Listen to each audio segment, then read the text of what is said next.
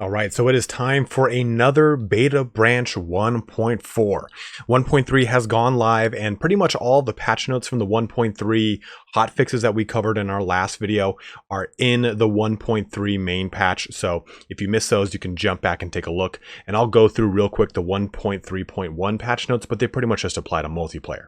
But beta branch 1.4, and let's just kind of hit this in the head right now. It does have a huge disclaimer up front. Before you will find the latest updates to the beta branch, we also want to take this opportunity to address a frequently asked question regarding save game compatibility on this branch. While we strive to achieve stability for the beta, we cannot guarantee it, and we want to stress that you are using this branch with a risk for both general enjoyment as well as save game compatibility. If you desire a more stable experience, please use our main branch. Similarly, if you are using mods, please be aware that updates carry a significant risk to break them and your save games, regardless of the branch you are on. So like I always say, guys, if you're going to try the beta branch, please back up your saves. They're just located in my documents in the Mountain Blade 2 Bannerlord folder under save games. Just copy that, put it somewhere else, and just back them up. You'll be safe, you'll be good. If something goes haywire, you can just roll back to the main branch and you're good. So let's look at these patch notes, because there's not a whole ton of stuff here, but there's a lot of hidden things that are not covered in these patch notes, which we will cover in the main game. In the game itself, mainly the influence nerf. So we'll go into that in just a second here. So a lot of fixes with some crashes, especially the ones related to the one-handed perks not being saved. And one-handed perks themselves got a whole a revamp. So we'll go over that as well. Players now gain trade experience correctly after save and load. So what was happening was you would go to a town, you would purchase, let's just say 50 bolts of linen, and then you would save your game and you'd close your game. You'd load the game back in, and then you'd go and turn those, or go and try and turn a profit on those 50 bolts of linen. Well, the game didn't register that you actually traded to receive those, so that you bought those and then are trading them now to get a higher value. So it didn't give you the trade experience. That's why that's been added into that. Some localization issues here all cleared up. Some art issues, mainly stuff with Britannian and Sturgian villages. Here's a really cool one I'll show you guys in a little bit. Implemented a new map event visual system. Now map events, raids, sieges, and battles will be shown on the UI compared to 3D icons on the map. This will improve the visibility of map events. Improvements to crafting screen with high yield item tuples. Fixed an error that it showed different relation values in conversation compared to said Heroes Encyclopedia page, as well as some Kingdom Decision pop-ups and party tooltips. Now, a little bit of a thing with sieges here. It seems that sieges have had a little bit of reported bugs. I personally have not encountered much, but I have seen that there are some additional bugs with battles and sieges. So do be mindful of that. The character development system changed the implementation of 15 one-handed skill perks that are related with combat. Companions will now gain trade experience if they are leading a caravan. That one's pretty huge. So if you are going and getting the spice vendor, Jinda the spice vendor, she will now gain trade experience if you're having her lead a caravan. Added a new map notification for when a player receives a new settlement, which is nice. So if you were receiving a fief before, you were not being told. You just had to check every so often, and you wonder why you're getting so much money all of a sudden is because of this. So now you can actually get that information. When tracking an army, the tracking information will now be for the whole army rather than just the party leader. And here is the biggest portion of these patch notes. Influence gain reduced to 1/20th for donating prisoners to a dungeon. I'm going to go over this in detail in just a bit, but just keep that in mind. Council of Commons effect changed so that it now grants 0.5 influence per each supporter of the clan who lives in the clan's kingdom. So what this was before is it was 1 influence per notable, and that was changed to 0.1 influence per notable. Now it is 0.5 influence per each supporter of the clan who lives in the clan's kingdom. So Council of Commons now does a little bit better, and it's a good thing because the nerf before was pretty brutal, but this has at least kind of brought it a little bit more in line with what the developers have called influence bloat. So it's their way to kind of try and curb influence, and I'll give you guys my opinion on that in just a bit. Change the effects of some settlement projects. Some settlement projects now take longer to finish. Reserve now adds a fixed bonus to construction rather than doubling it. Town management window now shows changes to stats correctly according to the selected project and reserve, and fixed a bug that allows allowed players to join a neutral army from Settlement UI. I don't even know that was one. But we also get implemented the new quest, Army Needs Supplies, fixed a number of bugs as it pertains to texts when it comes to using your companion in quests. A number of quests have been changed here and been fine-tuned a little bit. I think probably some of the biggest ones on here to take note of are the Lady Needs a Tutor quest. The target skill point gain was decreased from 60 to 30, which is very nice. Pupil Lords will have lower skill points to begin with, meaning that they will gain skills faster. What the problem was, they were too high level and had too many skill points, so getting 60 skills or skill points was just an absolute hurdle. So that's way easier now. Family Feud quest has had a little bit of an overhaul here. But where is the Poacher quest? That's the big one I wanted to talk about, because the Army of Poachers quest is real deadly. So now what happens is the party size formula for the Poachers party was changed. It used to be that it would spawn a very large, relatively high tier, and relatively well equipped set of poachers. That's all been changed. Equipped item sets for the Poacher character were changed as well. So it will now give you a much better and more balanced Poacher party to deal with versus the juiced up one that it was before. And a player will gain 1 renown after completing the quest through successful persuasion. Prior to that, you were not getting any renown. You were just simply getting the reward and any charm benefits that you got from that. Let me go down here though. So conversation encounters, not being able to attack after talking to lords, ladies about the main story was fixed. So if you went to talk to them about, hey, tell me more about Nretze's Folly, they would give you the whole shebang, and then you couldn't attack them after that. Well, that's now been fixed. Increased variation NPC greetings and farewells, and added some minor variation in wanderer hiring dialogues. They're all pretty much just kind of telling you the same thing over and over and over. Fixed bug in which Nretze's son is assassinated before game start. That's pretty brutal. But here's a really, really important one. Memory fragmentation improvements for performance, better multi-core usage for animation sampling system, and this one is massive too, multi-threading optimizations on cloth simulation. So I will say that I have noticed a significant increase in my performance on 1.4 as compared to 1.3 beta. 1.3 beta had a lot of issues, especially with cloth simulation, which was fixed, but it looks like it's been fixed yet again to better help out with cloth simulation. If you are having a lot of problems with your performance, there are some key factors you need to drill down on. Shadows, make sure you're turning them down to low and put it on static, if not none, for like what should have shadows applied to it. And then turn your foliage quality to low or very low. This is not going to make the grass and the trees look worse. It's going to reduce the amount of grass in the game. So you're not going to have to render so many pieces of blades of grass. It'll still look great. In fact, I think that doing this makes the game look better because you can see more of like the nice dirt paths and all this kind of action. It just makes the game come more alive, in my opinion. So turn all those things down and you should be all set, and turn on or off cloth simulation depending on how it's going to work for you. Mounted two-handed overswing attacks were cutting through the mount. Now the animation ends sooner. So this is the patch notes here. There was a little hot fix here that came in. This is almost entirely for multiplayer in 1.3.1. So if you're not playing multiplayer, don't really worry about all that. For the beta here, there's a lot of crashes that were fixed when trying to purchase a workshop, duplicate dialogue, fixed the bonus for the Castle Castellan's Office settlement project. Some lords, which have a risk of going below critical money limits, will stop paying wages and suffer the morale penalty only. This way, they will at least keep enough money to buy food and avoid starvation. Their troops will still desert eventually if their morale drops too low. Some people were saying that basically lords were just having nothing, and their cities were dropping down to 0 again. In some cases, siege map events were stopping in the middle and the besieger party was returning to owned settlements to buy food. They will now continue the map event. And in minor cases, armies were going to faraway towns when they ran out of food. This was fixed. The distance will be the most important factor in such cases. We got over the patch notes. There's a lot of them, but let's jump into the game because there's some pretty cool things I want to talk about, and we're going to go in first on all of the nuances of the new influence system. So here we are in version 1.3.1, and the influence has had quite a huge pass on it. It's been significantly nerfed, as I've said.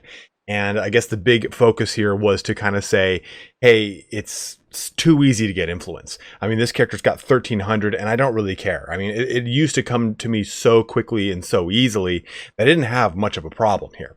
So we're going to go over here to we'll go to the troops garrison. What I've, in taking a look at all of this, doing either donating to the garrison or donating prisoners, it doesn't matter. It's the same exact scale.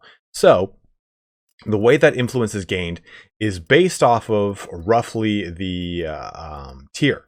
So if you have a tier 2, a tier 3, a tier 4, a tier 5, a tier 6, each one of these is going to give you a different amount of influence per donation. So tier 2 will give you 0.46. Just to kind of show you that here, we are at 103.19. Now, it's a little bit of a variance. It's not always 0.46. It might be 0.44. It might be 0.48. It might be 0.47. But it's going to be around a 2 to 3 influence variance here. So if we take the visual recruit, we're looking at it. We're 1303.19.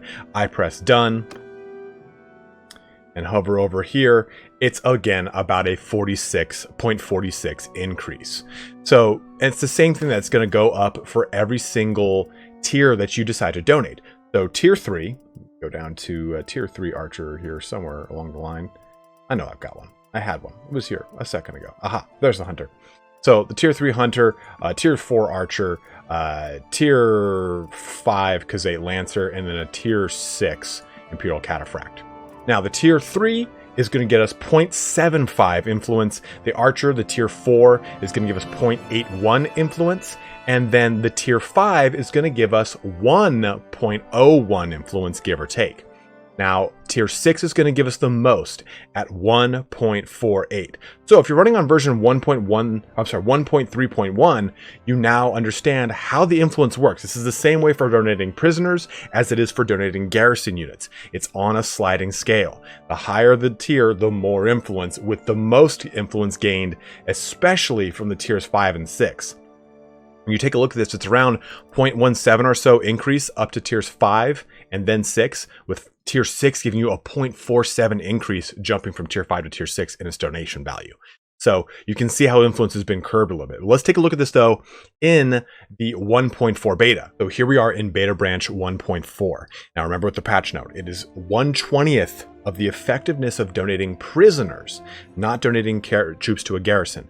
But it's still worth noting that donating troops to a garrison has still been nerfed. So donating a tier 3 Imperial Vigilant Recruit, if I take a look at my influence right now, it's 1288.27. Press done. It's 1288.65. So it's around a 0.39 influence bump for a tier 2. Now, if I go back to donating to the garrison and I look at, just say, a tier 3, a tier 4, a tier 5, a tier 6. So tier 3 is 0.52. Tier 4 is 0.67. Tier 5 is 0.84. And tier 6 is 1.23. That is a substantial nerf in just simply donating troops. Remember, tier 2 used to be a 0.46. Now it's a 0.39, and it's had a pretty substantial nerf all the way through. But that's not the worst part. If I go to the dungeon, I donate prisoners, just prisoners. A tier 2, a tier 3, a tier 4, a tier 5. I don't unfortunately have any tier 6 prisoners. So if I were to donate a tier 2 prisoner right now, it's 0.05 influence. Tier 3 is 0.08, tier 4 is 0.1, and tier 5 is 0.15. And I mean, you can test this all right now on your own playthrough. But if we just kind of take a look at blanket math here right now, 0.25 plus another 0.5, so 0.25. So we should be at if I donate all these troops right now, it should just barely get me to 1289, if there at all. It should be like a 0.39 or so. If I press done, yeah, it just barely got me there. So you can see that it does matter the quality of troop you donate to both prisoners and to the garrison, but it's so substantially nerfed now. Now, I do agree that it was way too easy to get influence, like I've said before, but between the Council of Commons nerf and this influence nerf, you're really going to be struggling to use your influence across a lot of different votes, a lot of different policies. So you really have to be careful with what you're doing with your influence. It can't just be this unlimited font of a second currency that we've had in the past. Now, I do think that this is a good nerf on one hand. I do think influence should be something that we don't just use willy-nilly. I don't even know why I said that term, but I don't think it should be this hard. I do agree you do get prisoners in a vast abundance by comparison to troops you would want to donate to the garrison. I think like right now I brought all 60 or some prisoners from my city, and I have even more that I could donate. So even if I were to donate all 50 of these right now, let's take a look. We're at 1289.06. I donate all 50 right now. It just jumps me about 4.4 influence. So 50 prisoners at 4.4, that's a pretty miserable average influence ratio. So I do think that, again, influence should have had a little bit of a nerfing, but I think what it's really going to come down to now, especially if you're playing on Beta Branch 1.4, it's really going to matter about your policies, enacting the ones that are going to give you influence, because right now you are definitely not going to be getting them from donating troops to or donating prisoners, and you're barely going to get them from donating them to the garrison. It's going to rely on you really trying to get as much influence as you can from fighting your battles and your individual policies. Well, let's look at some other things here in 1.4 I want to talk about before I give you my overall impressions on it. But now that I've gone through the influence system, there are some silver linings to this patch, I promise. One of the big things here is, let's go through the new 3D map events as they are. If I go all the way up here, I can see that this settlement is actually being raided right now. And oh, it looks like we just missed it. I had a settlement that was actually under siege. Let me jump over here to this if I can. Yeah, so I can see he's raiding right now, and I can see the actual icon that corresponds to it. Damn, this guy was actually like just besieging this city. But if there's a siege going on, they'll have a corresponding icon, and maybe that'll change when I show you guys this sweet thing. This pack of 10 looters. Watch what happens when I press send troops. Wasn't fatal, was it? So you can see that looters are no longer fatal. You can just kill them to your heart's desire. It was not in the patch notes, but looters are not fatal anymore. Go to town on them. I killed my way through tons of looters, small bands, big bands, medium bands, alt rock bands, tons of them. And the only thing that happened to me were wounded soldiers. So you are safe to kill looters with send troops once more. Also, that's the new combat 3D icon if you happen to see it. So we've gone over that, but there's one other thing I want to talk about a little bit here, and that is the new modifier system to the new modifier system. So the let me see if I can find a good example here. So the way it works now is if something's rusty, it'll actually have reduced stat lines. Well, for instance, this is a rusty star falchion. If I were to show you a normal falchion, it would actually have not just simply a reduction in its price, but reduced swing speed and damage. So they've started to actually enact this on not just weapons, but on armor. I don't think I have a good example here of an issued one. You see, okay, here's a rugged Garrison with 6, 1, and 1. And then here is a frayed rugged Garrison. So no leg and no armor, but 5 body armor rather than 6. So a drop in price and a drop in overall effectiveness with the new item modifier system. Again, that wasn't a patch note. That's something that they've probably fixed from the previous auto modifiers that were not in the game. And lastly, here is the new town management system. So I can see that boosting a project adds plus 50 construction and cost 500. It wasn't simply that it would double it. And now when I hover over these, I get a better description. Look at the bottom there, it says L1 : 1 bonus to owner's influence. L2, it wasn't as spelled out before. Also, I can tell that this is 19 days to complete this, but I'm pretty sure the tier 3 one is a substantially longer time. Same thing here, if I jump this to number 1, this is 5 days to complete with the fairgrounds. Before, I believe it was around 14 to 16 days. So they have tweaked a little bit the completion rate on some of these buildings. And you can also see that the boosting here has kind of been brought in line with that. So since some things are now taking a longer time to produce, this reserve isn't going to be as advantageous. But since some things are taking less time to produce or build, this reserve is going to be in line with that bonus. So we've covered pretty much everything I wanted to cover here. If there's some other big things that have come up for you in your playthrough of 1.4, please, by all means, guys, let me know in the comment section below.